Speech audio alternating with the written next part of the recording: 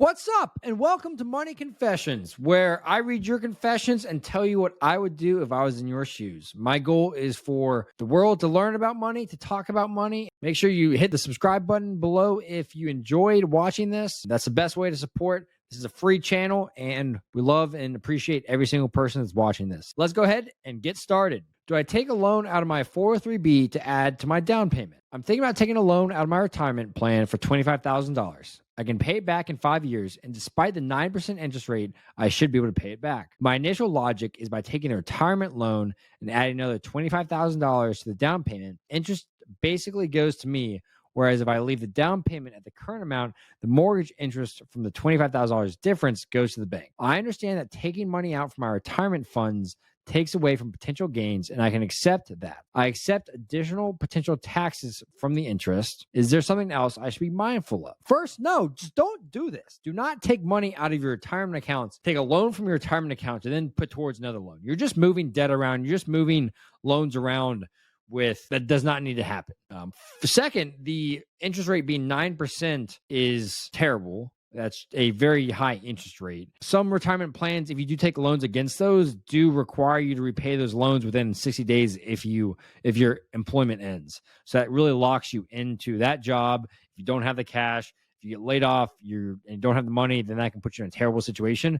But it's never a good idea to take a loan from your retirement accounts. Those retirement accounts are built for when you're retiring, when you're hitting that 59.5 to 65-year-old threshold, and you can withdraw that money. Those should not be used for emergencies. Those should not be used for down payments. Those should be used solely for their purpose, which is for retirement. If you're just taking a loan out from one thing and putting it towards another, it's just going to end terribly. So please do not do this. Do not take loans out from your retirement accounts. Confession number 2. Do I use a debt settlement company or sell my crypto? Here's my current situation. I have $35,000 in debt. I'm making $1,500 a month. I have no rent, no car fees. I have $9,000 in crypto, and I'm paying about $300 a month in interest. Should I let my credit score tank temporarily and pay $600 a month for 40 months, or sell my crypto, pay off the immediate debts, and be left with very little monthly interest and try to negotiate with the banks by myself or to lower the amount? First, you are $35,000 in debt. Yes, you need to sell this crypto immediately and put it towards your debt. If you have whatever this debt is, it sounds like it's either credit cards or student loans or personal debt. You're probably at least at a 9 to 30% interest rate, and you need to get that paid off immediately. No, you should not be investing in crypto, investing in stocks right now. If you're $35,000 in debt, you need to be working on paying off these loans, paying off this debt immediately. Start building your income. Yes, sell that $9,000 immediately. If you have gains on it, you make sure you're accounting for taxes and setting that aside separately. And the rest of it needs to go towards that debt. Get that debt under $30,000 and start figuring out how can I find new gigs, new opportunities, new jobs to increase my income and start attacking the rest of this debt. Confession number 3. I'm 26, making good money, $140,000 a year before taxes. After taxes, I'm bringing home around $100,000. Now I've managed to save up some money too. I have $60,000 in my 401k and another $40,000 in cash. So I have about $100,000 to my name.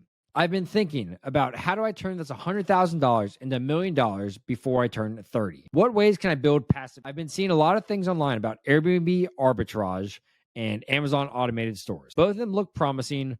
They could be a solid passive income gig, but the automated store is going to cost me about $20,000 to get started. The Airbnb opportunity is going to cost me at least $10,000 to set up as well. My monthly expenses are decent, around $4,000. Should I dive in or look for other opportunities? First, passive income, especially with those two business models, is very hard to actually achieve. Passive income is a dream a lot of people have where they can sit back, relax, and they get paid. And it is very difficult to achieve that without putting in proper systems, employees, managers, and systems in place to actually sit back, do no work, and collect money. Yes, if you've built a sustainable, substantial business over the last 30 years and you can hire in a new leader for that company and you just collect money at the end of the year with distributions and profits, then that is technically passive income from your year's work.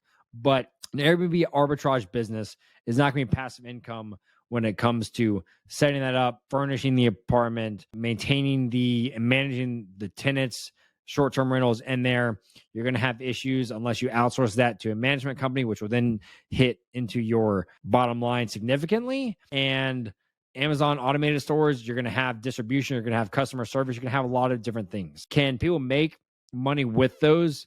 Potentially, yes. But a lot of the get rich quick schemes that you're seeing of these on TikTok, on Instagram, whatever it might be, 9 out of 10 people doing those probably lose money.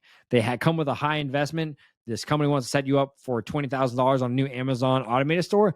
They're not creating all these automated Amazon stores just for themselves, but instead they're setting you up for $20,000 that they can make $20,000 off of that. 99% of their students or people that are buying into their courses are losing money, and both of them are very high risk. Second, how do you turn in $100,000 to over $1 million before you turn 30? I mean, that's a 4-year timeline. That's just not going to happen overnight. That's 4 years to 10x your money. If you're investing in index funds, ETFs, your average return is going to be 7%. That's going to take 10 years to double, not 10x. That's not going to be a realistic way to do it. To get to $1 million before you turn 30, what you can do is increase your income. I mean, you're making great money as it is, but start investing, saving 30, 40, 50% of your income every single year, and that money will continue to grow and compound. You're in a great spot. You're 26 years old, have $100,000 to your name. You're very far ahead compared to a lot of people your age.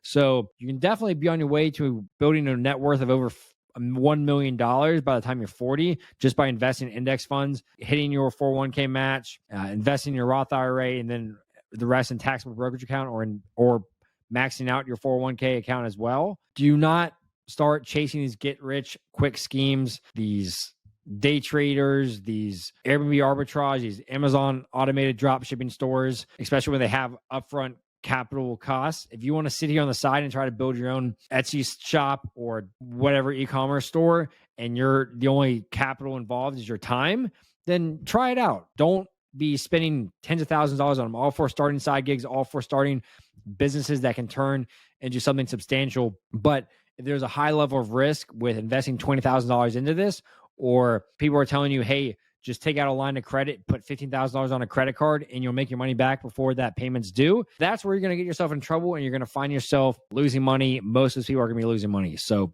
doing great at 26. You don't have any debt. You have 6 figures in assets. Keep up that great work. Continue to invest in ETFs, index funds.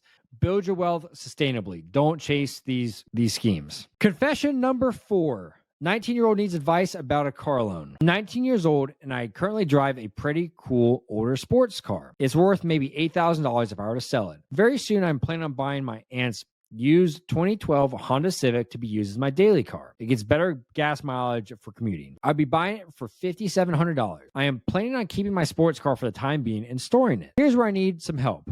I currently have $15,000 to $16,000 saved up in my savings account. My aunt believes I should get a loan, even though I have more than enough to pay cash for the new car. She said it will really help me build my credit, and I already have a credit score of 732. With the loan, my best option is to do a 2-year loan with an 8.9% interest rate to borrow all $5,700. The interest rate is high because I'm a first-time car loan. There's also a $250 loan initiation fee. Is it even worth it to get the loan to help my credit? I'd be paying a lot more for the car if I do. First off, there's 2 things you need to do here. 1, you need to pay for the car cash. And 2, you never need to listen to your aunt about financial advice again. She's telling you to take out a car loan at 9% interest when you have the cash sitting in an account, then you should never listen to her again. Your aunt may be a great lady, might love you, might be a wonderful lady. She's selling you a car for $5,700, but I would not listen to her about financial advice. Telling you just to take out a car loan to build your credit when you have a 732 credit score, you're in a great spot. Credit scores only matter if you are going into debt, and you should not be going into debt if you have the cash to pay for it. You should not be going into debt to buy something you cannot afford. So in my eyes, your credit score matters when you're buying a house. That helps lower your interest rate. But besides that, cars you should be paying for in cash. You have the cash to do that. Other than that, you should not be taking out loans. So no, pay for the car in cash. You have the money. Do not listen to your aunt for financial advice ever again. Confession number 5. I'm 25, currently living at home. I make about $95,000 on an annual basis and can potentially make 4 to 6% more based on sales incentives. I have $110,000 invested, with most invested in my Roth IRA and 401k.